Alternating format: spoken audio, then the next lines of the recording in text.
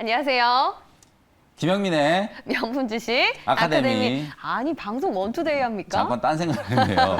네. 집중하세요. 네, 집중하세요. 집중하겠습니다. 네, 아니면 원투가 날아갑니다. 네. 네. 네. 명품 주식 아카데미가 저희가 이재용 부회장의 가석방 심사에 앞서서 그렇죠. 반도체 섹터 안에서 뭔가 유형별로 딱딱 정리를 잘 해드렸었잖아요. 네, 지난주에 이제 유형별로 네. 뭐 팹리스, 칩리스, 그쵸, 파운드리 뭐 이런 것들 좀 분석해드리면서 관련된 종목들도 좀 얘기를 좀 해드렸는데 오늘도 어쨌든 이재용 부회장 뭐 가석방이 되셨고 반도체 종목들은 조금 지지부진한 흐름이었지만 저는 오히려 오늘 이제 조정이 또 반도체 종목들에 대해서 또 관심을 갖고 계신 분들은 기회다 이런 생각이 조금 들기도 하고요. 네. 최근 이제 시장에서 또 가장 좀 주목을 많이 받았던 반도체 종목들이 흔들린 것 같지만 오늘 말씀드린 종목들 차트를 열어보시면 어우 이렇게 반도체 종목들이 주가가 잘 움직였어? 뭐 가는 종목은 네, 가더라고요. 이런 생각이 들 정도의 종목들이거든요. 네. 그렇게 잘 가는 종목들은 분명히 이유가 있는 거기 때문에 어떤 이유 때문에 그렇게 이제 주가 흐름이 좀 좋은지를 말씀 좀 드릴 거니까 오늘 교육도 관심 있게 한번 지켜보시면 좋을 것 같고 특히나 또 뭐 이재용 부회장 가석방에 대해서 이러쿵 저러쿵 말들이 정말 많잖아요. 네. 그 부분에 대한 전적으로 제 개인적인 또 뷰, 의견을 좀 말씀을 좀 드려볼 테니까 네. 그것도 참고를 해보시면 되겠습니다. 저희가 이 자리에서만 반도체에 있어서 이제 굵기의 그룹이다 보니 네. 결정권자가 나와야만 한다. 맞습니다. 굉장히 이제 목소리를 높여주셨잖아요. 네. 근데 진짜 나왔네요. 나왔으니까 이제 시작이죠. 나왔으니까 이제 시작이고 그게 단순히 테마로만 볼 건 아니다. 네. 그걸 이제 제가 오늘 설명 한번 드려보겠습니다. 알겠습니다. 그럼 슬라이드 넘겨가면서 네. 하나씩 볼게요. 자, 오늘의 주제 DDR5. DDR5. 요즘에 이제 반도체 업종에 대해서 얘기할 때 가장 많이 얘기가 나오는 게 DDR5예요. 맞아요. 도대체 DDR5가 뭐냐? 예전에 우리 게임기잖아요. DDR.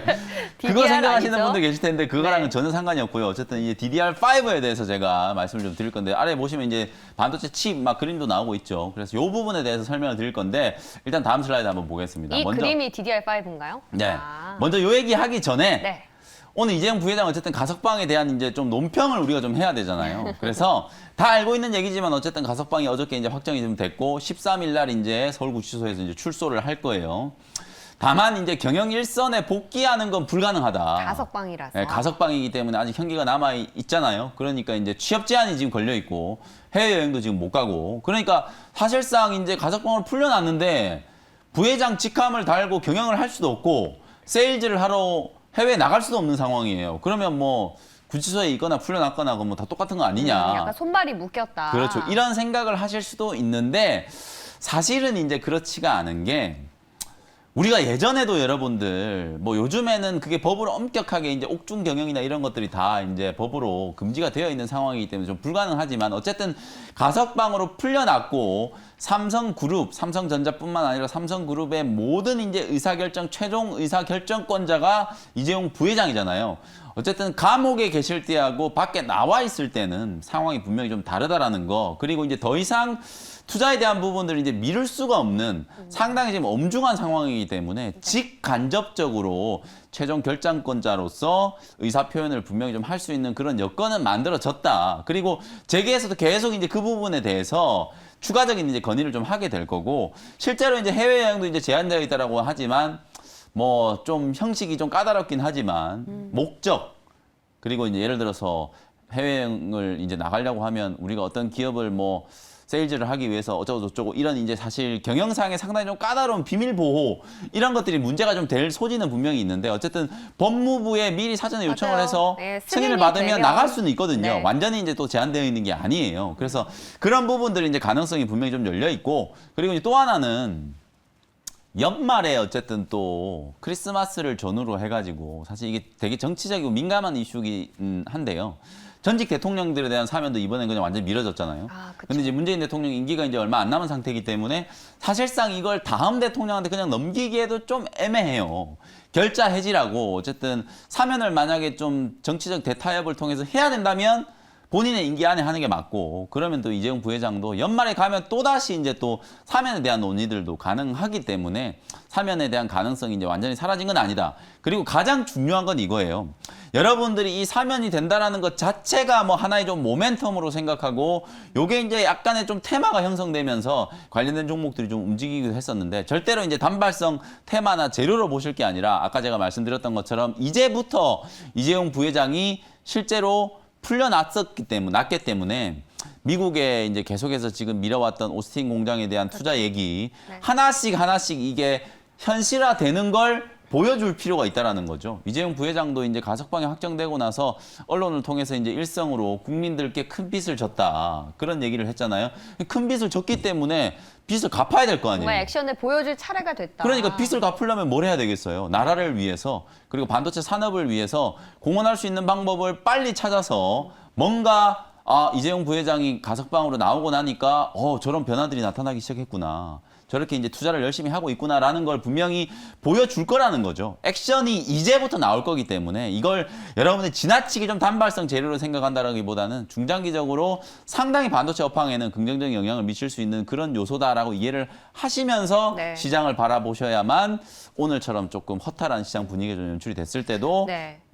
왜냐하면 이게 저희가 머리로는 아는데 네. 시장에서 이미 반영된 결과 대표적으로 삼성그룹주가 있잖아요. 네. 기대감으로 가장 많이 올랐던 네. 삼성물산 네. 그리고 전자도 뭐 못지않게 갔죠. 네. 그런 부분들이 이제 차익 실현 매물이 좀 나오는 걸 보면은 시장에서는 단발성 재료로 좀 인식을 했던 부분이 없지 그렇죠. 않아 있는 것 같아요. 그래서 제가 아까 오프닝 때 네.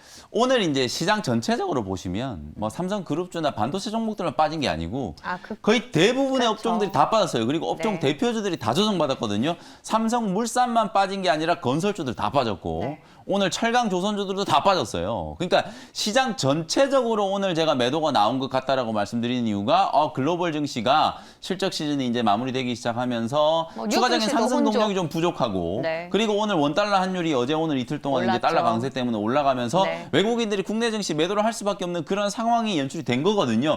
그 와중에 이제 많이 들고 있는 삼성전자를 막 팔고 삼성물산을 팔고 이러니까 야 이거 재료 소멸이라고 또 팔아먹는구나 이제 이렇게 여러분들이 생각하실 수 있었다라는 이유는 거죠. 후행적으로 그렇죠. 보시는 거지. 여러 상황적으로 타이밍이. 보면 이제 그럴 수도 있는데 사실상 오늘의 매도는 네. 그 종목들을 딱 찍어가지고 이제 재료가 나왔으니까 이제 재료 소멸이다 이렇게 매도가 나왔다라기보다는 지수에 시장에 대한 매도가 나온 걸로 시장에. 이해하시는 게 조금 더 정확하지 않나 저는 그렇게 보거든요. 그래서 네. 그런 관점이라면 반도체 업황에 대한 부분들 중장기적으로 봤을 때 우리가 요 모멘텀이 분명히 긍정적인 살아있다. 거다라고 이제 결론을 낼 수 있는 거고 예. 그렇게 시장을 다시 바라보시면 오늘 뭐 느닷없이 반도체 종목들 좀 많이 빠진 종목들이 있다면 잘 체크를 해가지고 또 매수 기회로 또 삼아 보는 것도 나쁘지 않은 전략이 될 수 있다는 거예요. 여러분들이 딱 어제와 오늘 시장을 한번 비교해 보세요. 어저께 제약바이오 종목들이 마치 다 끝난 것처럼 어마어마하게 많이 빠졌어요. SK 바이오사이언스도 어저께 급락이 나왔었고 거의 대부분 뭐 바이오 CMO 관련된 기업이라든지 신약 개발하는 기업들 주가가 상당히 많이 빠졌거든요. 오늘 다 급등했잖아요. 근데 오늘 다 급등했잖아요. 삼성바이오로직스, SK바이오사이언스. 그게 주식 시장이에요. 지금과 같은 주식 시장이 딱 그런 특징이기 때문에 오늘 빠졌던 반도체 종목들이 또 내일 또 바로 또 올라가지 말란 법도 없거든요. 그렇죠. 그러니까 오늘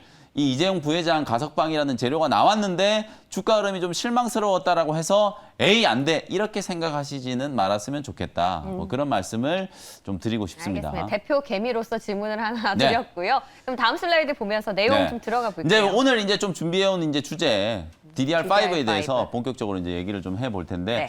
DDR5로 이제 세대 교체를 한다. 이게 과연 어떤 의미가 있는? 그러니까 DDR5가 도대체 뭐냐 여러분들이 이것 때문에 상당히 이제 고민들을 많이 하시는데 반도체 칩의 세대 교체라고 생각하시면 되는데 뭐가 바뀌는지가 중요해요. 그러면 네.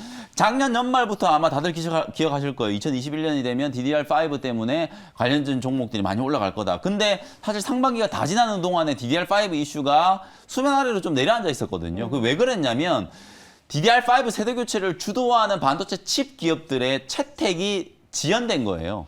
대표적으로 이제 인텔이 원래는 올해 상반기 때 벌써 이제 DDR5 채택을 했었어야 되는데 그게 이제 지연되고 하다가 드디어 이제 차세대 CPU 엘더레이크라고 하는 그 DDR5를 이제 채택을 하는 적용을 하는 PC용 이 CPU를 출시를 한다라는 게 확정이 되면서 이제 관련된 반도체 기업들도 다 호환성을 위해서 DDR5로 교체를 해야 되는 거예요. 이제 시기가 도래를 완전히 했기 때문에 상당히 이제 가시성이 높다라는 거고, 서버용 이제 사파이어 레피지 이런 것들은 그냥 반도체 칩의 이름이에요. 그 회사들이 붙여놓은 이름이니까 그냥 가볍게 보시면 되고, 역시나 사파이어 레피지 역시도 서버용 이제 D램인데 내년 1분기부터 이제 생산이 될 거다. 이렇게 이제 생각을 하시면 될 것 같거든요.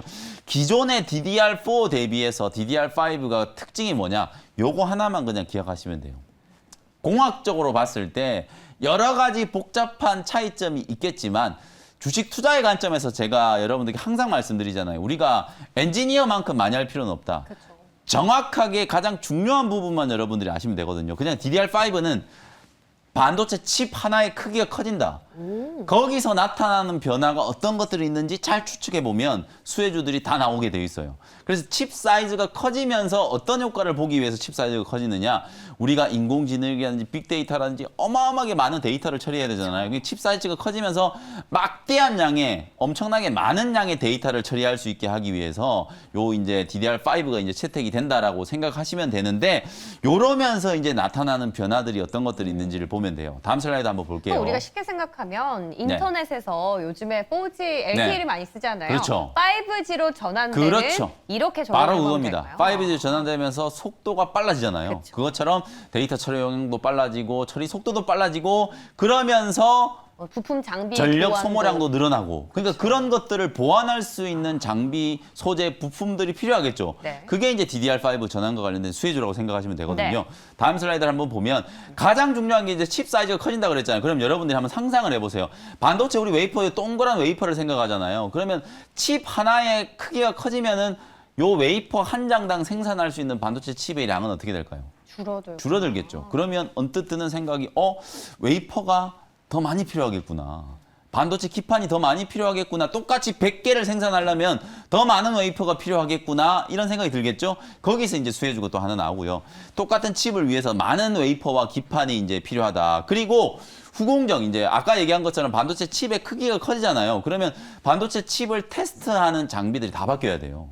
그렇죠. 요만한 걸 테스트하던 장비하고 달라지니까. 요만한 거 더 커진 걸 이제 테스트하는 장비 다 달라지겠죠. 그러니까 가장 직접적으로는 후공정에 들어가는 프로브 카드라든지 검사보드 테스트 소켓 이런 것들이 다 교체가 돼야 되는 거예요. 여기서 이제 파생되는 수요 때문에 DDR5 수혜주들이 생기는 거다. 이렇게 생각하시면 되거든요.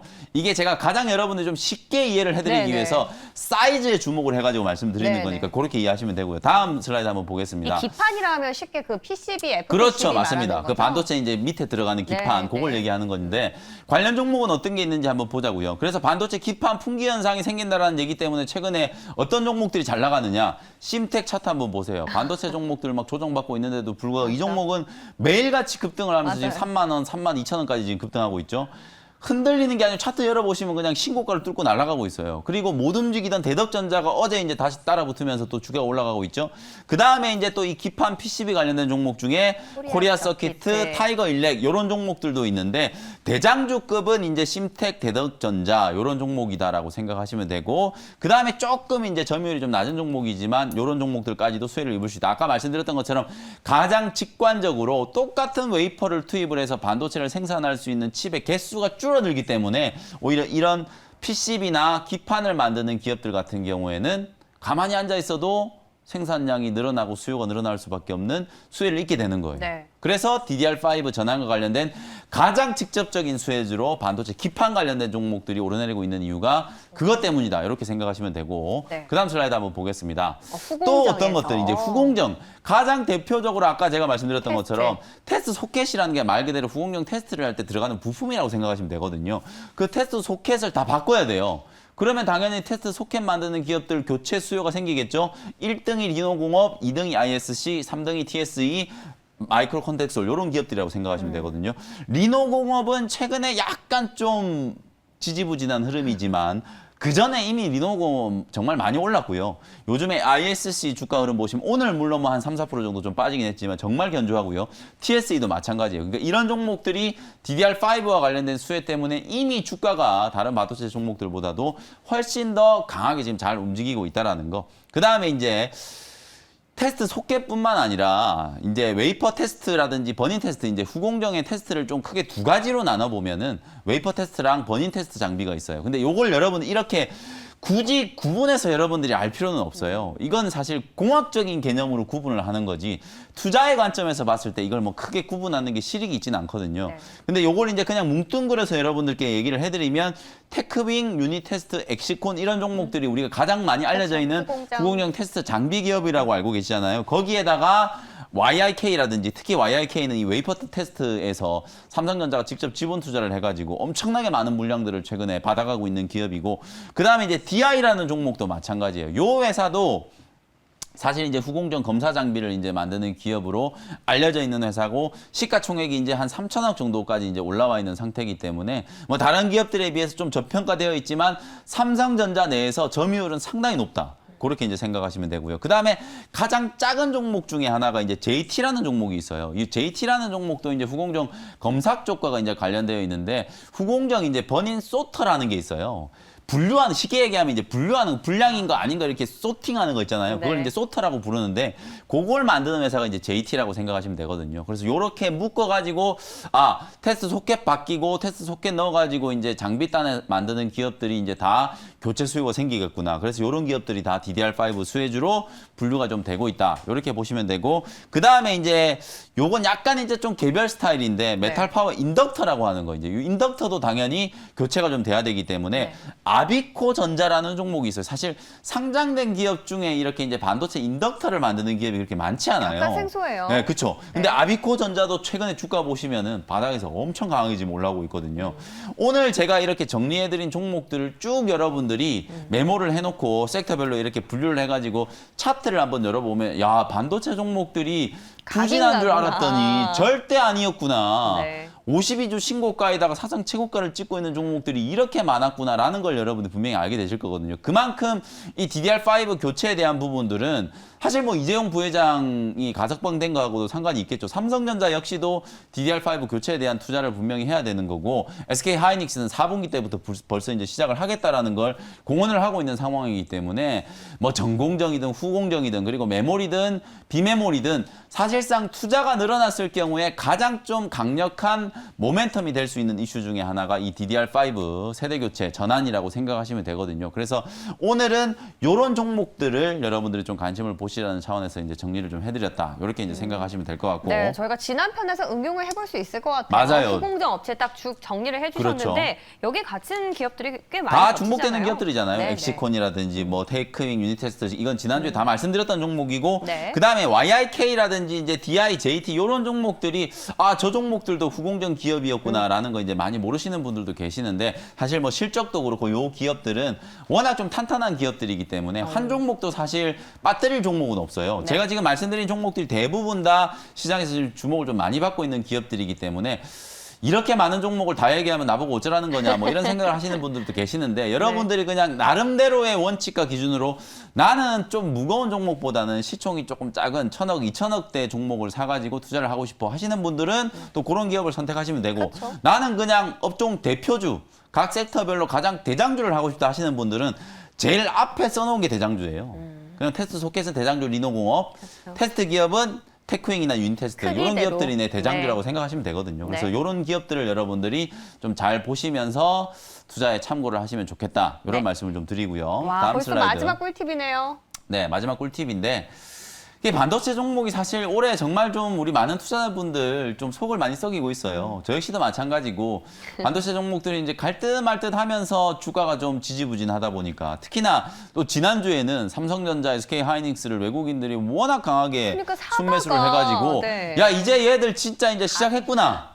이재용 부회장도 이제 곧 풀려날 거고 이제부터 네. 시작하는구나 했는데 그 기대감이 무색할 그렇죠. 정도로. 주가 도로 제자리까지. 뭐 네. 삼성전자 같은 경우에는 또다시 이게 8만 원 깨지는 거 아닌가 걱정해야 되는 상황이 돼버렸고 SK 하이닉스는 또다시 11만 원까지 지금 떨어졌거든요. 그럼에도 불구하고 어쨌든 저는 다시 한번 여러분께 말씀드리고 싶은 게 반도체 업황에 대해서는 의심하지 말자. 그래서 수많은 반도체 종목 중에서 어쨌든 우리는 선택을 해야 돼요. 가리기. 정말 많은 종목들 지난주에도 제가 각 뭐 유형별로도 많은 종목들을 말씀드렸고 오늘 DDR5 수혜주만 하더라도 또 막 많죠. 지금 제가 10 지금 종목이 넘죠. 네, 말씀드린 것만 해도 열 몇 개가 넘잖아요. 그러니까 이거 외에도 정말 많은 반도체 종목들이 있거든요. 근데 그 중에서 우리가 어떤 반도체 종목을 분명히 선택을 해야 되는 거거든요. 그렇다면 여러분들이 선택을 하실 때 가장 먼저 생각을 해야 되는 게 하반기 때도 분명히 실적 성장이 나타날 수 있을 만한 기업인가. 그리고 가시성이 높다라는 거는 어느 정도의 이제 로드맵이 만들어져 있는 거. 오늘도 제가 아까 이 DDR5 전환에 대한 것도 10월부터는 많은 기업들이 이제 전환을 해야 되는 수밖에 상황이 된 없네요. 거잖아요. 네. 그러니까 가시성이 상당히 높다라는 거거든요. 그리고 요런 관점으로 본다면 뭐 파운드리 투자도 미국에 이제 뭐 삼성전자가 이제 본격적인 투자를 하고 어쨌든 이재용 부회장이 나와서 가장 역점을 두고 또 신경을 쓸 부분이 어딘지 이런 것들 여러분들 좀 생각하신다면 네. 반도체 종목들 선택할 때 분명히 좀 기준이 만들어진다. 저는 그렇게 생각을 하고요. 네. DDR5는 여러분들이 이게 오해하시면 안 되는 게 비메모리 때문에 뭐 DDR5 수혜가 어쩌고저쩌고 이렇게 여러분 접근하시는 분들이 있는데 그건 절대로 비메모리, 메모리 상관없이 이건 DDR5가 다 그래요? 교체가 되는 거예요. 그러니까 DDR5 이슈는 메모리든 비메모리든 모두 다 해당되는 이슈다. 그리고 마지막으로는 다시 한번 아니다. 말씀드리지만 이건 절대 테마가 아니다.